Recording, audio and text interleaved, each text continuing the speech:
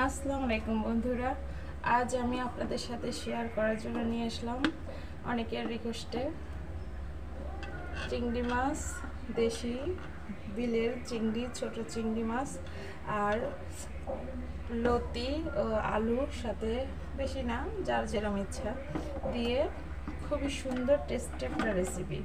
দেখতে থাকুন বন্ধুরা, সবাই ফলো করেন, এভাবে রেডি করবেন, ইনশাল্লাহ খুবই রান্নাটা মজা হবে। বন্ধুরা, দিয়ে দিচ্ছি পরিমাণ মতন তেল, বেশি একটাও না, এবং যার যেমন পরিমাণ মনে হয় তেল খাবে সে তেমনই দিতে পারে। এখন দিয়ে দিচ্ছি পেঁয়াজ, কাঁচামরিচ ও রসুন থেতে করে রাখছিলাম সেটা।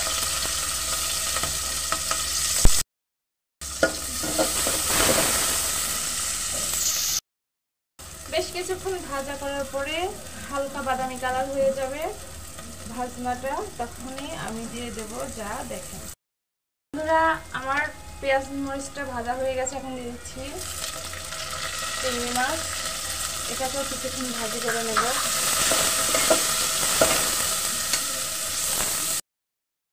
হ্যাঁ, পেঁয়াজের সাথে চিংড়ি মাছটা ভাজা হয়ে গেছে।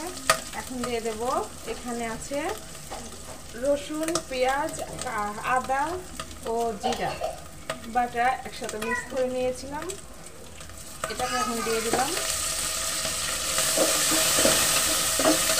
দিয়ে রেখে কিছুক্ষণ নাড়াচাড়া দেবো। এর মাঝে মাঝে মশলা দিচ্ছি।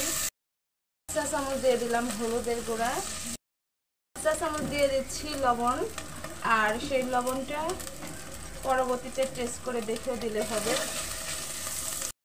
1 চামচ ধনিয়ার গুঁড়া। বন্ধুরা, গুঁড়া মরিচ যার যার অভিরুচি, এখন আমি একটু গুঁড়া মরিচও দেবো। 1 চা চামচ দিয়ে দিচ্ছি গুঁড়া মরিচ। এতে মশলাটাকে একটু কষিয়ে নেব। কষিয়ে নেওয়ার পরে কিছুটা পরিমাণ পানি দিয়ে দেব। পানি দিয়ে দিলে আবার একটু কষাতে হবে।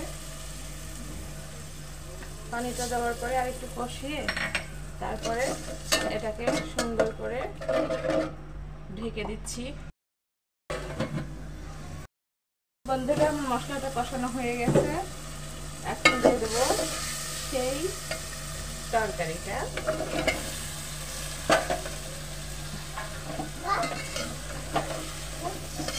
লতি এবং লাল যে যে নামে চেনেন, আর সাথে মিক্স দিলাম আলু। এই হলো তরকারি, দিয়ে একটু নাড়াচাড়া করে আবার দিয়ে দিলাম ঢাকনা দিয়ে ঢেকে। এখন ফুল জালে একটুখানি মানে বলকটা আসার পরে আবার লো করে দেবো জালটা। বন্ধুরা, আমার লতি ও চিংড়ি মাছ দিয়ে রান্নাটা হয়ে গেছে। খুবই সুস্বাদু লবণীয় রেসিপি। ইনশাআল্লাহ একবার ভিডিওটা ফলো করে সবাই ট্রাই করবেন, দেখবেন খুবই সুস্বাদু লাগবে। আর বন্ধুরা, অনুরোধ রইল, আমার ভিডিওটা ভালো লাগলে লাইক, কমেন্ট, সাবস্ক্রাইব করে দেবেন। অবশ্যই সাবস্ক্রাইবটা করে দেবেন, লাইকটা করে দেবেন। ওকে, আসসালামু আলাইকুম।